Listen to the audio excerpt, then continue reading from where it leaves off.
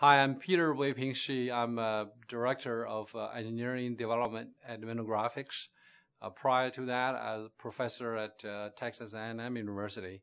I started working on parasitic extraction since '97, and in '98, we get a Best Paper Award from DEC for extraction. In 2004, we formed Pectra to specialize on parasitic extraction. And we have developed, in parallel to the publication, we have developed technologies for real-world problems.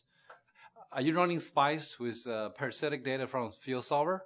If not, you can save money by either downgrading your spice to a very cheap one that produces 10 to 15% error, or upgrade your extraction tool to a field solver. You know, the extraction tools based on pattern matching or formula typically produces 10 to 15% error, whereas field solver produces less than 5% error. Your simulation is only as good as your model. Your spice deserves a field solver, and we have one for you. The customer that will benefit most from the field solver are transistor level designers, where Graphics is the major player in the transistor level circuit design. Therefore, by teaming up with Graphics, we'll be able to reach the maximum number of customers and deliver the greatest impact to the industry. The error produced by extraction tools can be categorized in following ways. The first type of errors are implementation errors. In other words, these are bugs, which will decrease over time when the tool matures. The second type of error are approximation error, which can be reduced by longer runtime or can be larger memory.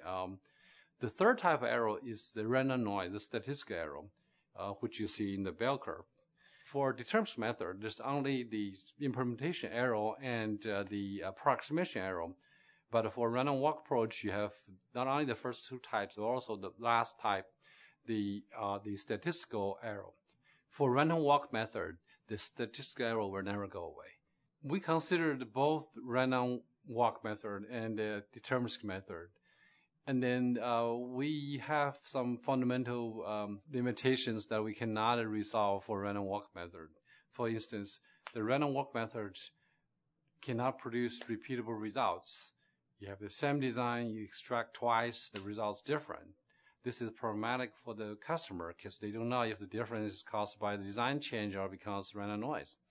Another problem with random walk method is the statistical outlier. The distribution is a bell curve where you always have large positive errors and large negative errors. And for a design, this is scary because you know your data contains error, but you don't know which one. It's like playing Russian roulette with your design. We don't know how to resolve this fundamental limitation, so we take the deterministic approach, and it turned out to be a great method. We invented a number of new technologies on the way, and then that gives the performance that you see today. Calibre xACT is next generation because it is a magnitude faster than all field solvers in the market on a single CPU.